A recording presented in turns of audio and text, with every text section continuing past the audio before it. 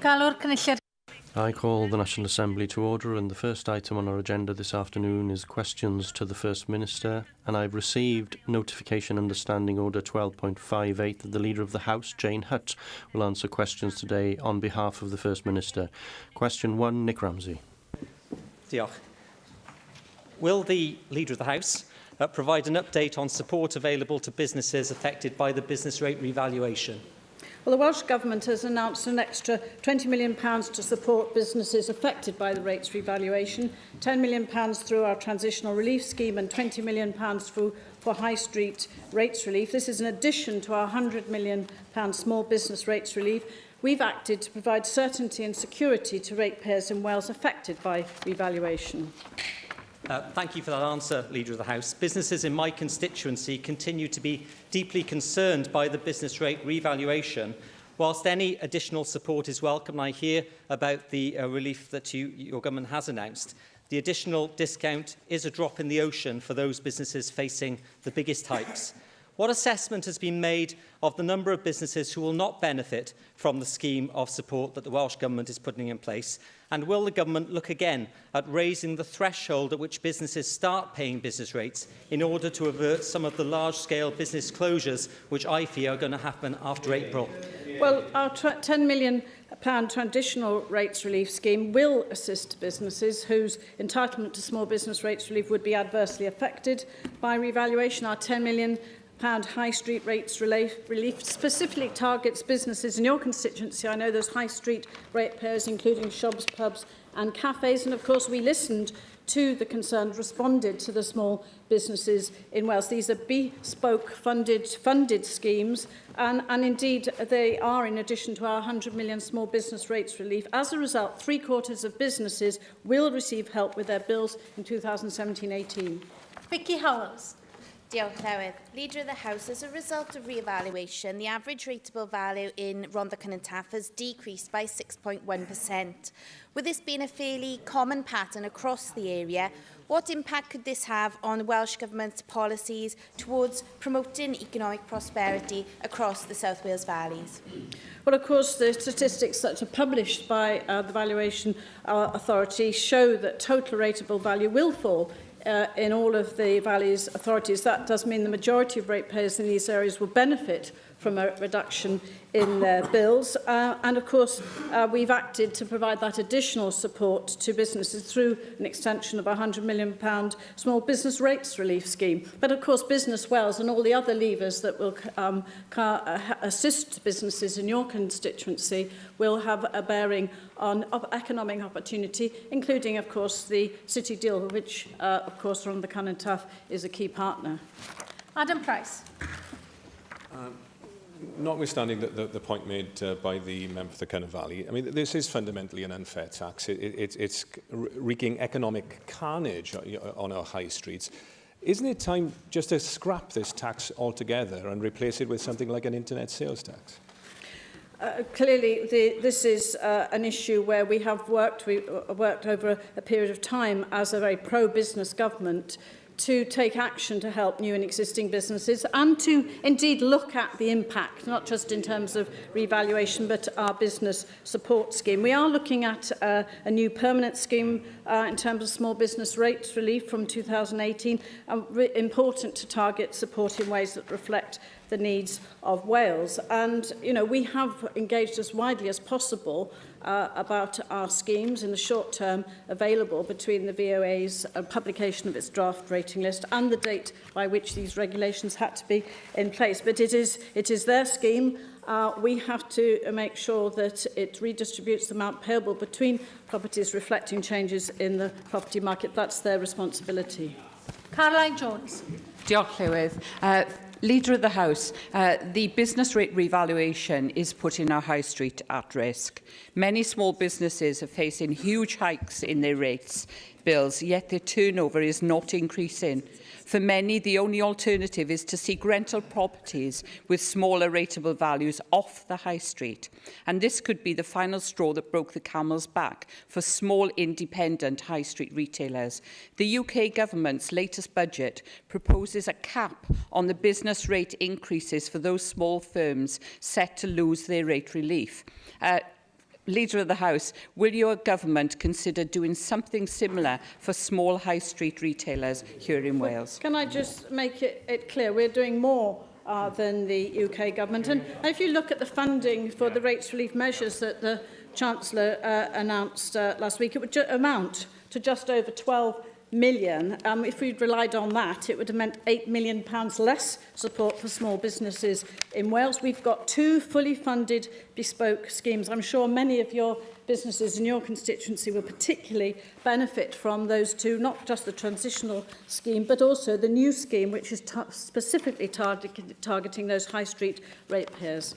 Question 2, Hugh. Question 2, Hugh Davis. Consideration has the First Minister given to prioritising energy efficiency in homes as part of national infrastructure policy in Wales? Investing in housing, including its energy efficiency, is already an investment priority in the Wales Infrastructure Investment Plan. Our long-term vision and the actions we are taking in this important area are set out in the energy efficiency strategy published last year. There is a lot of excellent work already being done in Wales, but putting domestic energy efficiency alongside other nationally important infrastructure programmes could have multiple benefits, including dramatically boosting efforts to tackle fuel poverty, providing those warm and cosy homes, improving the health and well-being of our older citizens, reducing carbon emissions through energy efficiency, reducing energy consumption, reducing the number of new power stations we need to build, and creating thousands upon thousands of jobs in every street and every community throughout the land. So far from being a win-win, it would be a win-win, win-win, win-win acati. So, as we await the results of the recent consultation on the National Infrastructure Commission, could I ask the Leader of the House and the First Minister and his Cabinet to consider seriously the huge potential for Wales of putting energy efficiency as national infrastructure and the transformative effect it could have on future prosperity and well-being?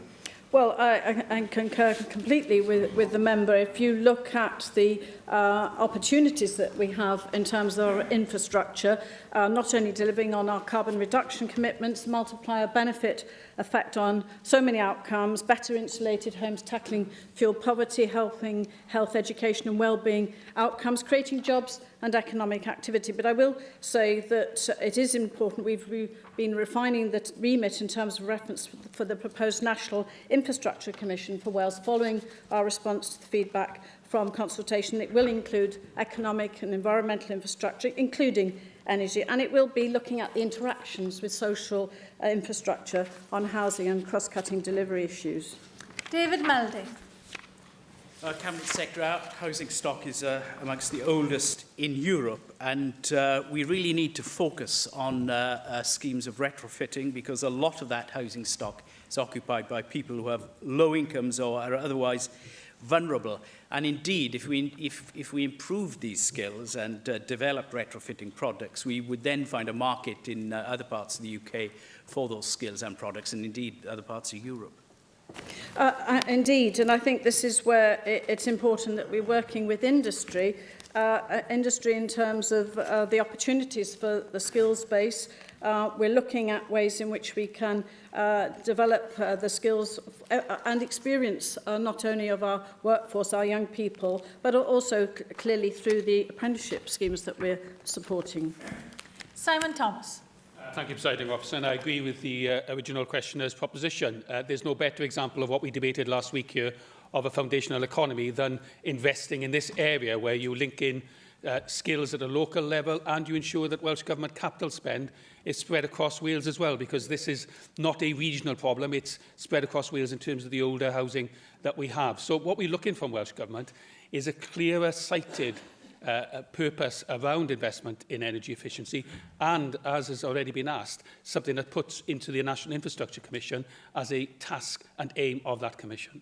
I've already said that we are going to change the remit as a result of consultation in terms of the Infrastructure Commission. It is important that we recognise we're continuing to invest £108 million annually to ensure over 222,000 social homes meet and maintain the Welsh housing quality standards. David Melding referred to the older housing stock in Wales, but the standard does require all existing social homes to be brought up to an energy rating of D or more above. And of course, this is an All Wales programme with a budget of 20 million to be made available to support this programme.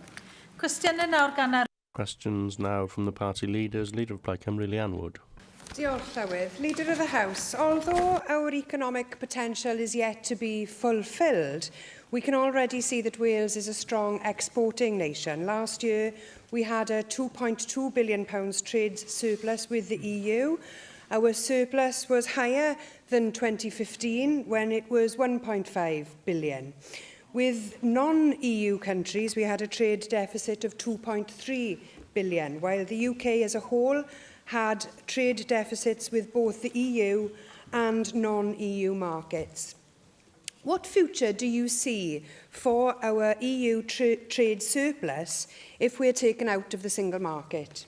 Well, it is important that we recognise the value of exports for Wales for the year up to and including 2016, £12.3 billion, an increase of £725 million on the previous year. And of course, as the Leader of Plaid Cymru says, Wales benefits hugely from current integration with the EU single market, with access to over 500 million customers. So that's going to be clearly a huge impact in terms of the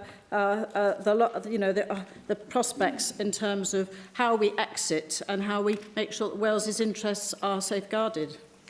Plaid Cymru predicts a difficult future for those exporters who rely upon the single market. We now have some in the UK government talking about leaving the EU without any deal at all, which will effectively mean WTO rules, and that would be the hardest possible type of Brexit. It could lead to future tariffs and other barriers.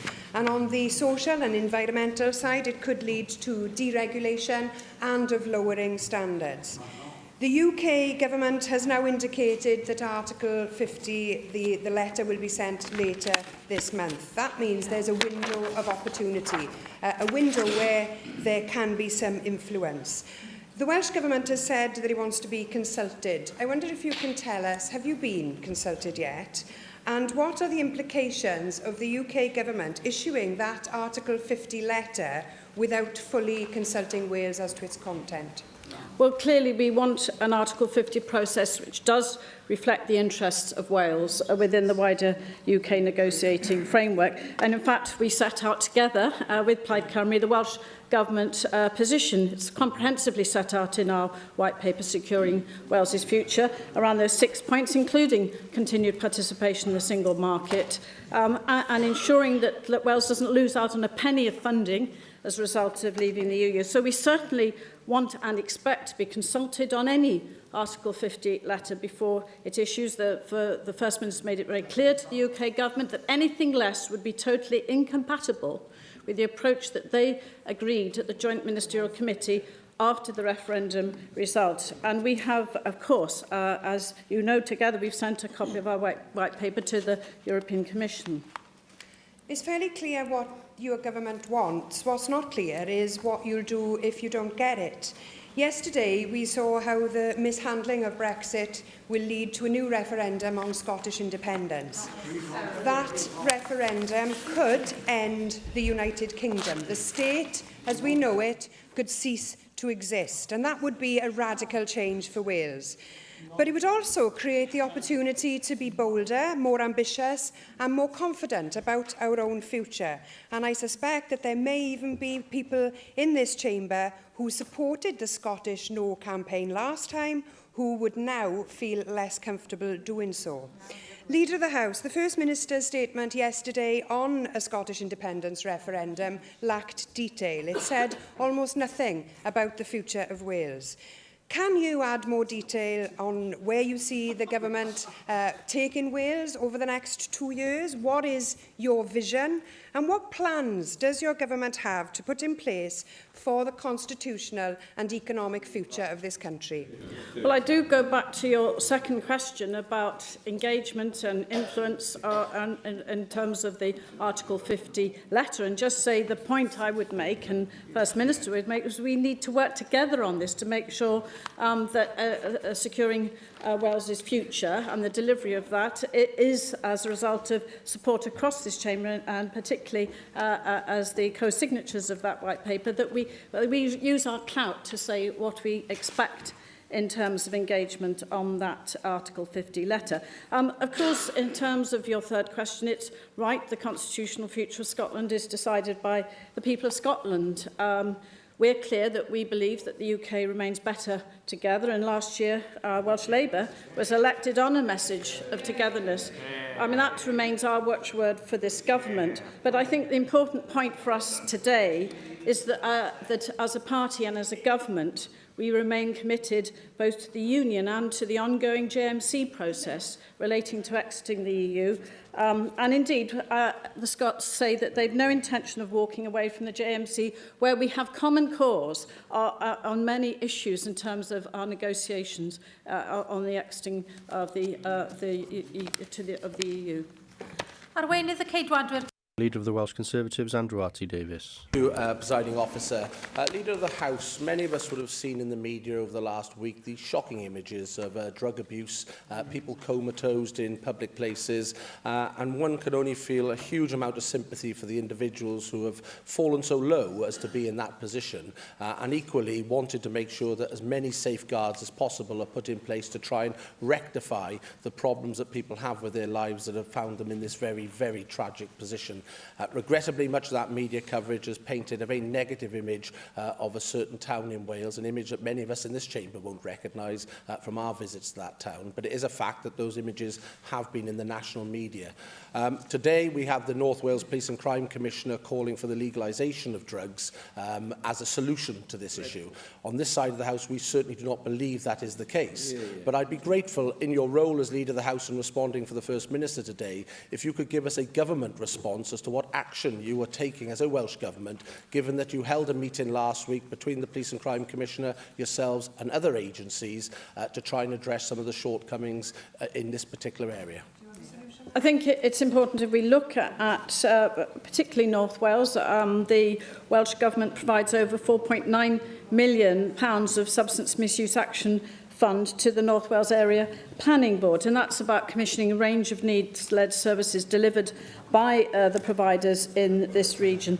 And I think the issue in terms of the issue of paraphernalia and the current visibility of individuals with substance misuse issues within the town centre, clearly that has had to result in as it does, across a multi-agency approach. That includes, of course, not only North Wales Police and the Police and Crime Commission, Wrexham Local Authority and voluntary sector organisations.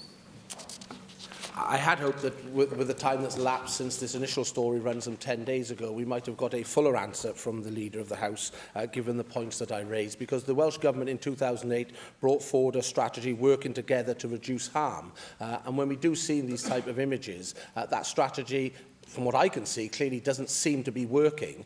What evaluation has the Welsh Government taken of this strategy and the support that is in place for local authorities, for the police forces here and the Police and Crime Commissioners and support agencies in the health and social care areas to actually address these issues that are happening day in, day out, week in, week out on the streets in towns and villages across Wales that are crying out for a solution and a support from central government here, the Welsh Government, in particular, as you have had this 10-year strategy in place, which is now starting to come to the end, and yet we are seeing these horrific images that are being portrayed in the media as happening in public spaces as we speak.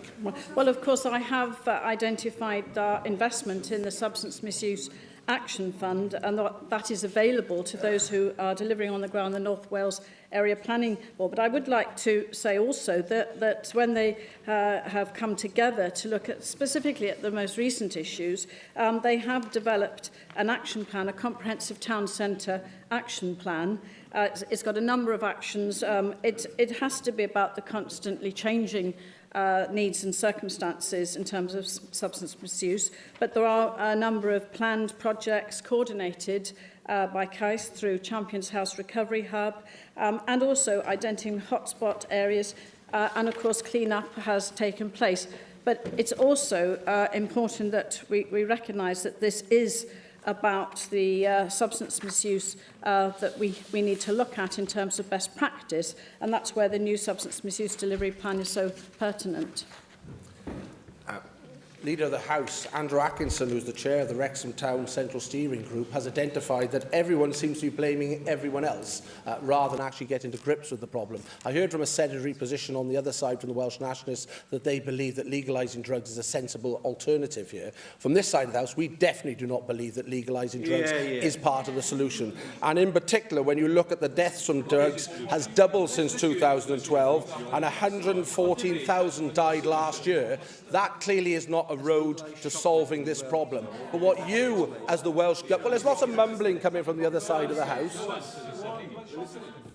From the government here in Cardiff, there clearly does need now to be a working group set up by the Welsh Government to pull together the charities and the health bodies and the Police and Crime Commissioner in North Wales to make sure that we can get a coordinated approach to dealing with this issue, especially in Wrexham, where there does seem to be a blame culture developing rather than the ability to get to grips with the very serious issue that many of these people are facing and the tragedy that their lives have spiralled out of control.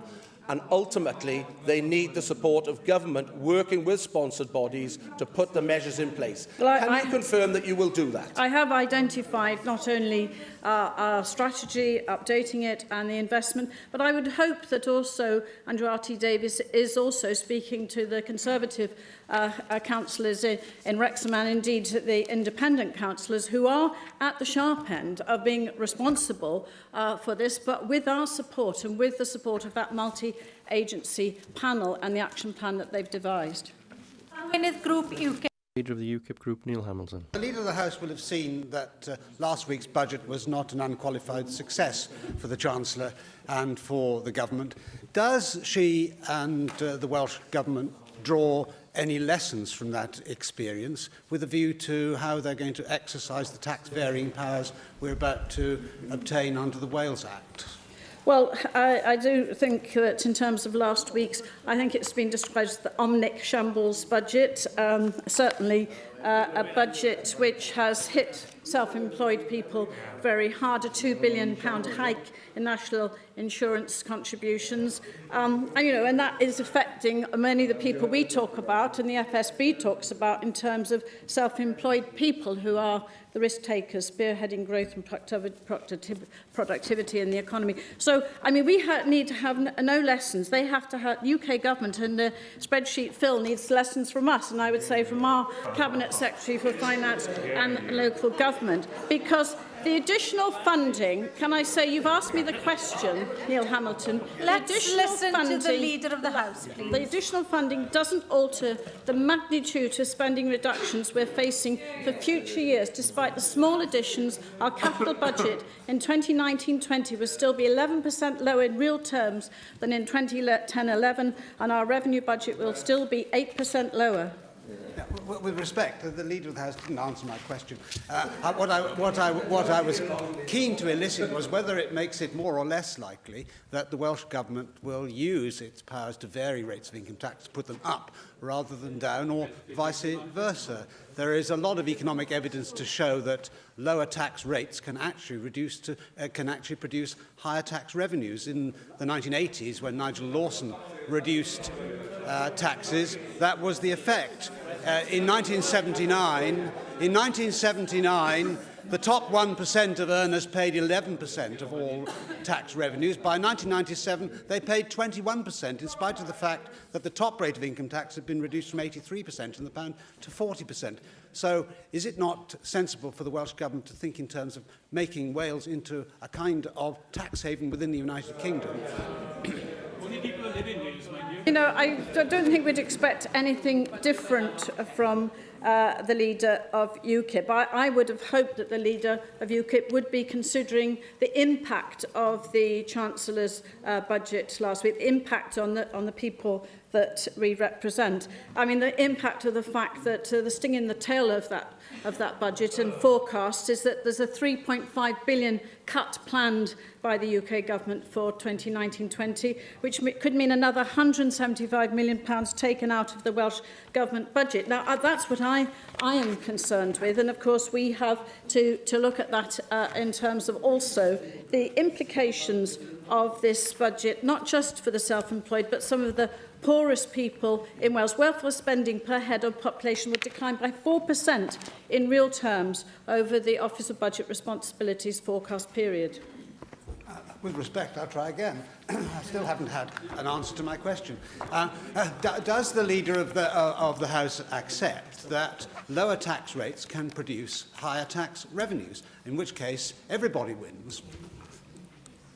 Well, you know, as far as the UK government is concerned, we take responsibility, and indeed we have our responsibilities that we're now taking through in legislation in terms of the devolved taxes that are coming our way, and we look forward to debate on this in the next couple of weeks. But I think we need to recognise, and I hope Neil Hamilton recognised, the adverse impact of the decisions that were made by Spreadsheet Phil last week, where he fumbled his first budget, and recognise as well that's bad, the fact that it is undermining their mission to promote the UK as a place to start a new business. Question 3. Question 3, Adam Price. Will the Leader of the House, rather, commit to taking steps to equalise the level of government investment in all parts of Wales? Taking Wales forward details our priorities and the investment Welsh Government is making to benefit all parts of Wales and every aspect of society. The government's own figures show that the level of Welsh Government capital expenditure on infrastructure in South East Wales is twice that per head in North Wales and 3 times the figure for Mid and West Wales. I mean, it's concern over that huge investment gap that led my party to vote against the supplementary budget last week. What assurance? Let's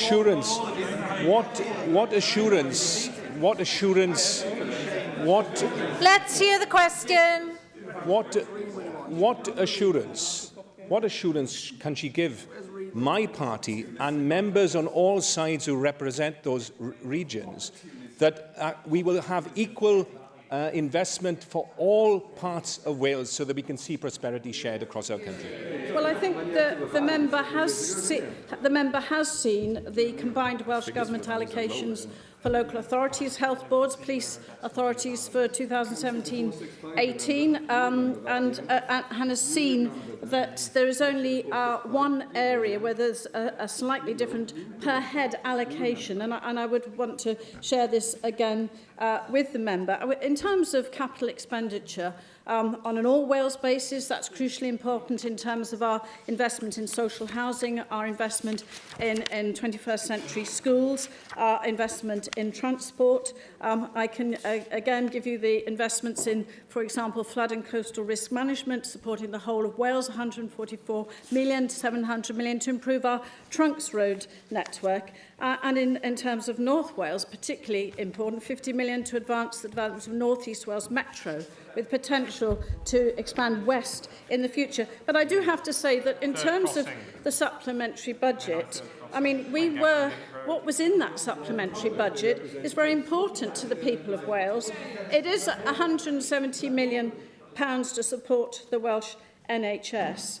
And just to give one example, and £16 million for a treatment fund for new types of approved treatment, an additional £20 million funding for higher education, and an additional £55.5 million to support construction and maintenance of the trunk road network in Wales, including funds to accelerate delivery of the Llandilo bypass as a result of our budget agreement. So, you know, let's recognise the importance of our considerations. Russell George. Thank you, Presiding Officer. Cabinet Secretary, there's a Cardiff Capital Region City deal, there's a proposed Swansea Bay City deal, and there's a North Wales growth deal.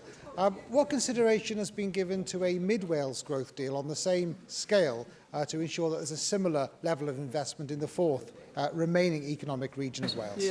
Well, of course, that, there has been work done, as you know, Russell George, in terms of how we can respond to growth opportunities in Mid-Wales. But I think it is also relevant to say, and very pertinent to your patch, is that these are about budget choices in terms of those cuts to the capital programme that I've already spoken about.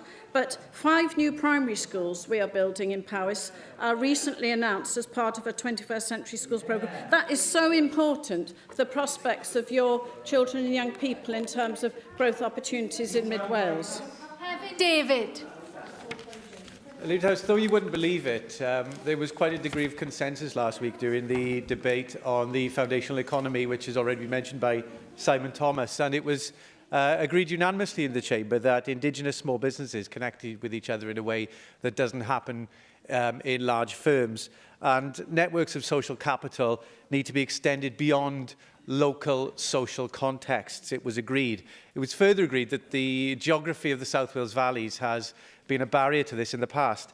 Would the Leader of the House therefore accept that for government investment focused in this area to be successful, the Northern Valley should be seen as interdependent communities linking east and west and not simply spokes linking into a city hub? Well, it's always good when we get back to consensus in this chamber, as we did very much on that debate on the foundational economy, which, of course, the Cabinet Secretary for Economy and Transport responded to very positively. And I was also interested to see the very strong arguments for the points you're making, David, on the Northern Valley's interdependency, with Vicky Howells in an article in the Western Mail. And it is a very pertinent point in terms of the city region deal, because we have to make sure that this is, we recognise the Northern Valleys, and it's not just pulling down, it's going up, and it's that mutual interdependency. Question 4, Llyr Griffith. Question 4, Llyr Griffith. Will the Leader of the House make a statement on provision for people on the autism spectrum in Wales? Wales was the first country in the UK to take a national approach to autism. We've provided £6 million for a new national integrated autism service. Our latest strategic action plan was published on the 30th of November as a result of extensive consultation. Thank you for that response. The National Autism Society of Wales has asked for a record of the number of people on the spectrum in order to assist local authorities to plan services more effectively and in a more comprehensive manner. Now, one would expect a record of people with autism who have a care plan from next April onwards, but there are a number of people who are autistic who don't have a care plan, and there are others who go in and out of the system. Can I ask, therefore, when will your government insist that a full record is kept in order to ensure that the proper resources and facilities are provided where needed in all parts of Wales? Thank the member for that question. It's very relevant to the work that's been taken forward by an implementation advisory group for the Autistic Spectrum Disorder Strategic Action Plan for Wales. In fact, the National Autistic Society is sitting on that implementation group, and as it's World Autism Awareness later this month, the group's going to be meeting for the first time at the end of the month. But of course, looking at that plan, it needs the data. We need to work on that data, but it's also about the new 26 waiting time target from referral to first appointment for children with autism and other neurodevelopmental conditions to speed up access to support. Angela Burns. Thank you, Presiding Officer. Leader of the House, I understand that obviously the strategic action plan's only been in play for some 5 or 6 months now, but what we really need to see is how the gaps in the provision of services, particularly for adults, is going to be fulfilled. Within Pembrokeshire, there's a massive gap in the provision of services for adults with autism, and neither Pembrokeshire County Council nor the local health board appear to have a cohesive enough method of being able to plug those gaps. So what can you, as the Welsh Government, do to encourage that to happen? Because I can tell you now, your strategic action plan isn't even touching the sides on that. I think the £6 million we've put into developing our new integrated autism service will start to have the kind of impact the member would want to see. It's an investment over 3 years. It's going to be rolled out across Wales by 2019. And it's going to see new specialist teams in every region providing adult diagnosis, supporting the community and advice and information for adults with autism and for their parents and carers. Question 5, Susie. Question 5, Susie Davis. Llywydd, will the Leader of the House provide an update on the work programme of the Welsh European Funding Office between now and the UK's exit from the European Union? The Welsh European Funding Office is continuing to implement our EU funding programmes as agreed with the European Commission to deliver jobs and growth. Nearly 2/3 of the funds have been committed to date, and our aim is to invest all of the EU funds available to Wales by early 2019. Thank you for that update. As you may already know, that as well as indicating that equivalent money should come to Wales after exit, witnesses giving evidence to the External Affairs Committee have said that this is an opportunity to do things differently in terms of regional funding. Can you tell me how many of the applications currently with WEFO are predicated on the private sector taking the delivery lead? And what advice is WEFO giving bidders for that remaining money to make sure that its long-term projects are structurally flexible enough, perhaps I could put it like that, to make sure that they can last once the days of the Commission directing regional funding have gone? Well, clearly, multi-million EU projects include Business Wales, apprenticeships directly relevant for the private sector, South West Workplace Plus, which you will be very aware of in your region. They're making an impact by boosting business, helping them to increase work prospects and skills of our people. But also ensuring that through the Programme Monitoring Committee we're engaging fully with Welsh stakeholders, including the private sector, in terms of a common Welsh position on future arrangements for regional funding in Wales. And that's critically important. Of course, the PMC is chaired by Julie Morgan, critically important in terms of safeguarding those investments. David Rees. Leader of the House, now, as Susie Davis pointed out, WEFO operates under EU regional policy rules at this point in time, but in 2 years, they're not going to be there, effectively. And what I'm asking is, what discussions have you had with the UK government about a future regional policy, and how you've taken the opportunity to be creative in the agenda to ensure that what happens in Wales can actually be unique to Wales?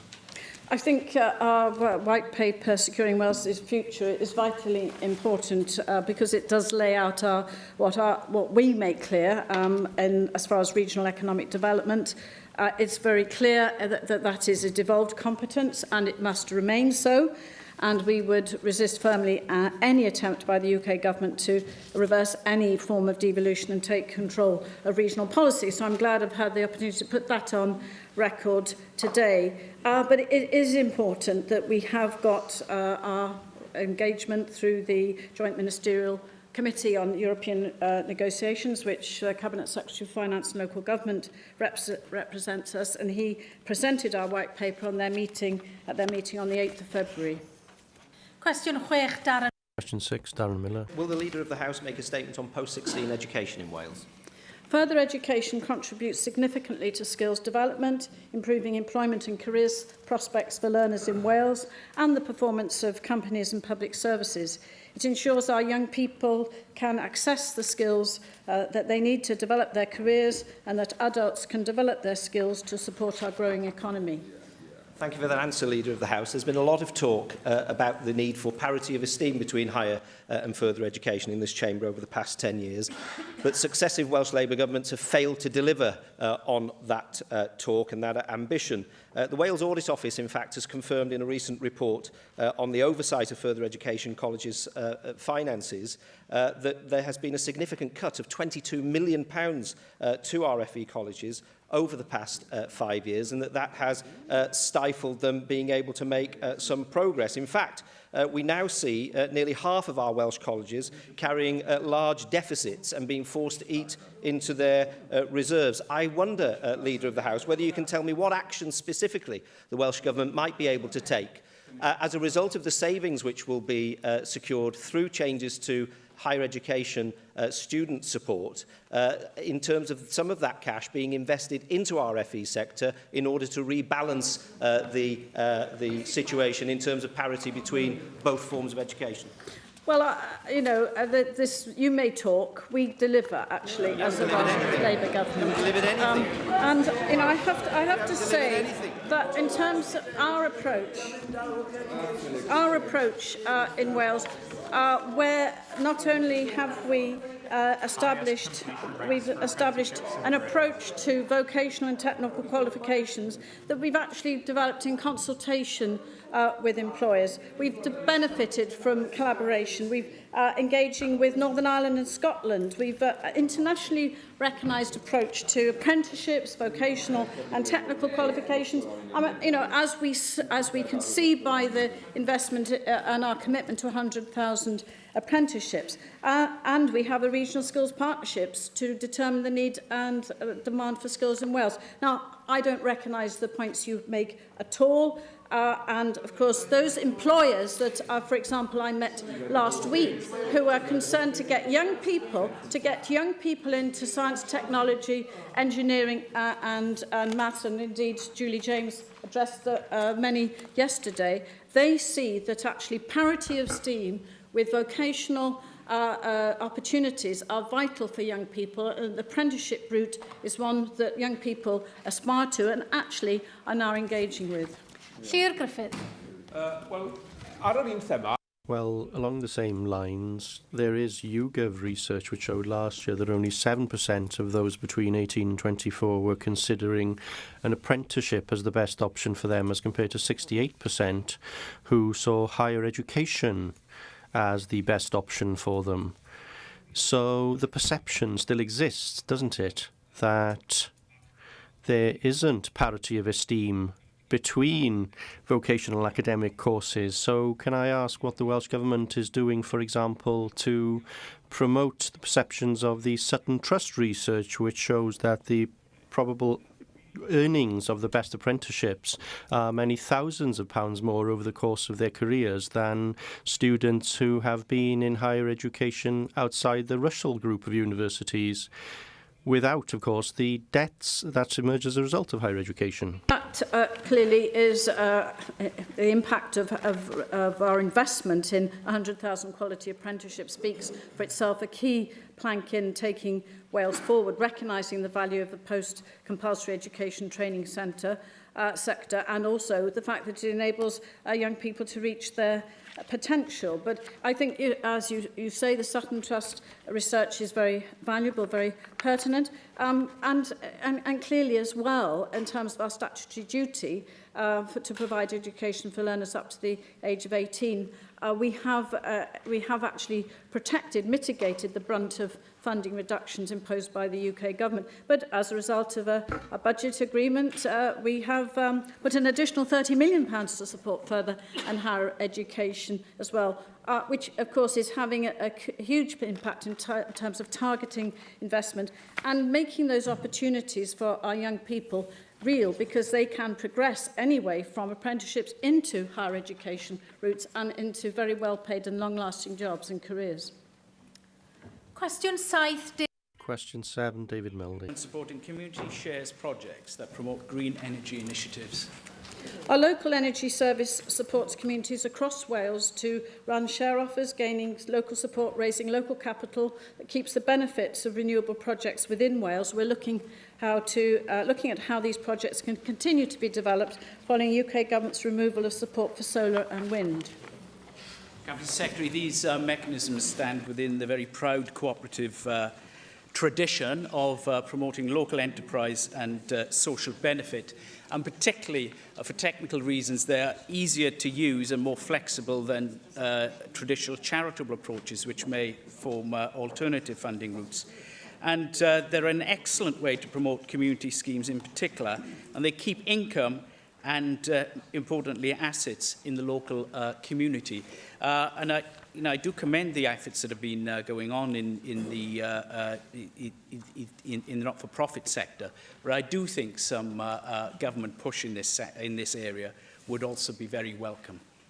I agree with all the points that member has made. The Local Energy Service has supported community share offers that have raised over 5.5 million since 2010, and you will be very aware of many of those community projects. But we want to see commercial developers work more closely with communities on shared ownership and investment. I think importantly, and you mentioned the cooperative model, where we're very proud to have a Wales Cooperative Centre, which we are supporting to set up Community Shares Wales, and that does help communities to share experience of how they can develop these local energy services. Question 8, Trina Piourwerth. Will the First Minister, or rather the Leader of the House, make a statement on the duties of traffic officers in North Wales? Welsh Government traffic officers are deployed to cover the area of the A55, A494, A550 dual carriageway corridor from Junction 8 Llanfairpwll to the English border at Sealand and Broughton. Well, as the Leader of the House has just confirmed, traffic officers in North Wales patrol the A55 until Llanfairpwll. Of course, the A55 doesn't stop at Llanfairpwll. It continues all the way across Anglesey to the port of Holyhead.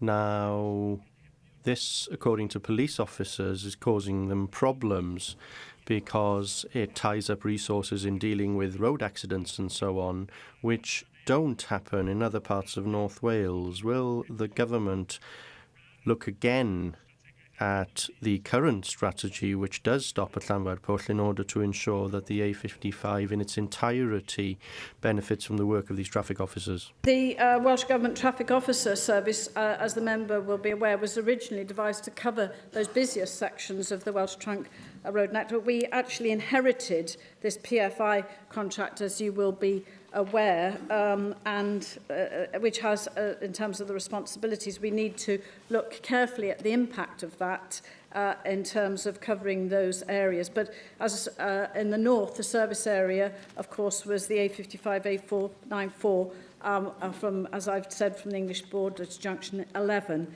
And we then saw that we need to extend that cover to Britannia Bridge and thus improve its resilience. Ac yn ola cwestiwn 9. And finally, question 9, David Ellis-Thomas. Llywydd, may I ask the Leader of the House, in responding on behalf of the First Minister today, what plans does he have to meet the Scottish First Minister to discuss the relationship with the European Union? The First Minister spoke to the Scottish First Minister yesterday and continues to have regular discussions with her, both bilaterally and in meetings of the Joint Ministerial Committee and British-Irish Council. I'm very grateful for that response, and I'm sure that the First Minister will have had an interesting conversation, as always, with the Scottish First Minister, because there is so much in common, Leader of the House, between the Scottish Government White Paper, Scotland's Place in Europe Before Christmas, and the Red White Paper of Plaid Cymru and the Welsh Government Safeguarding the Future of Wales, bridging with the European Union in terms of a renewed relationship with Europe. Does the Welsh Government see the importance, whatever the decision taken by Scotland on its constitutional future, and that's a matter for them, of course, that there is a role for collaboration in the current negotiations within the UK and between the UK and the European Union, particularly to safeguard unfettered access to the single market for both nations? Indeed, there's considerable common ground between our white paper, Securing Wales's Future, and the analysis by the Scottish Government on the impact of the UK leaving the EU. In particular, Scotland's Place in Europe does emphasise, as we have, the economic importance of the single market, the vital contribution that migrant workers make to businesses and public services, and the critical need to respect devolution settlements and to develop new constitutional arrangements within the UK. And of course, that's where the First Minister has taken the lead in calling for those arrangements, and you will recall his call for a constitutional convention, and he did convene an extraordinary British Irish Council summit last July to allow us to continue to discuss the implications of the referendum and then to take us forward in terms of ways in which we can work together and strengthen our voices. Diolch i arweinydd y tîm. Thank you, Leader of the House. I have accepted 4 urgent questions and